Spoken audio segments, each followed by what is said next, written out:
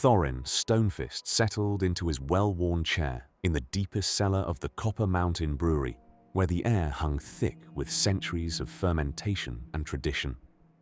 The rough-hewn walls, slick with ancient moisture, reflected the warm glow of enchanted crystals that had illuminated this sacred space for generations. He ran his calloused fingers through his iron-grey beard, carefully braided with copper rings that marked his mastery of the brewing arts.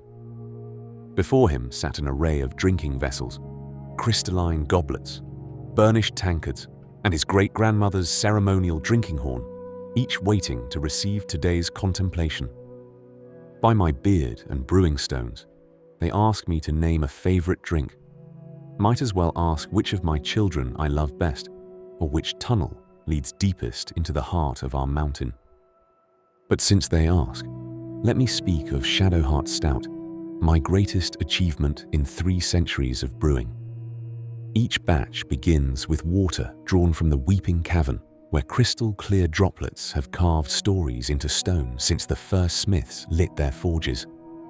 This water, pure as a dragon's tear and rich with minerals that haven't seen sunlight in millennia, forms the foundation.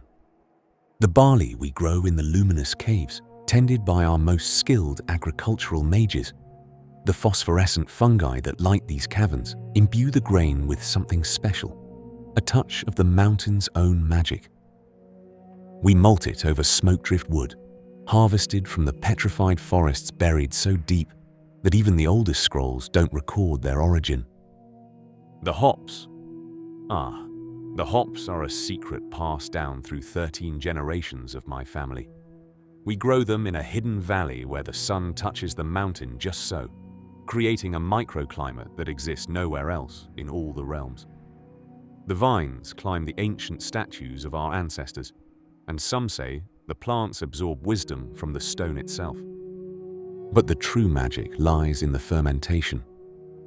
The yeast strain was a gift from the monastery of the 13 Bells, blessed by both their brewmaster and their high priest.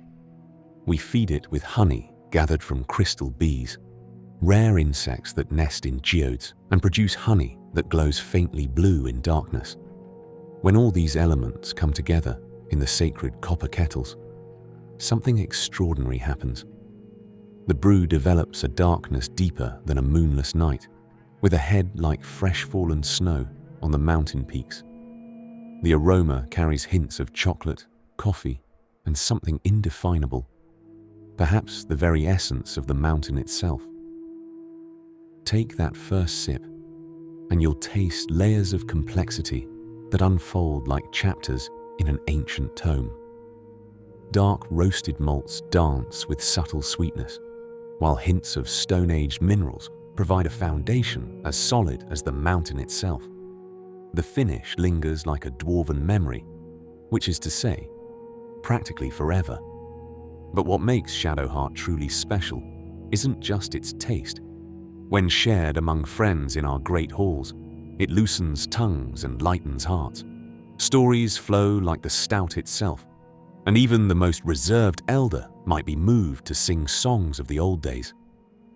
I've seen it seal trade agreements, end feuds, and begin courtships.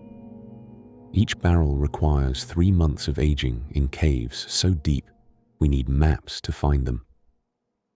During this time I visit daily, listening to the subtle sounds of fermentation and aging, much as a father might check on a sleeping child.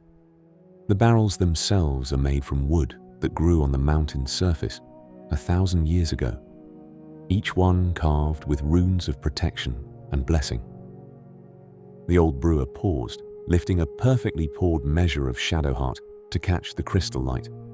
The liquid seemed to absorb the glow, holding it within its depths like a well of infinite darkness studded with tiny stars.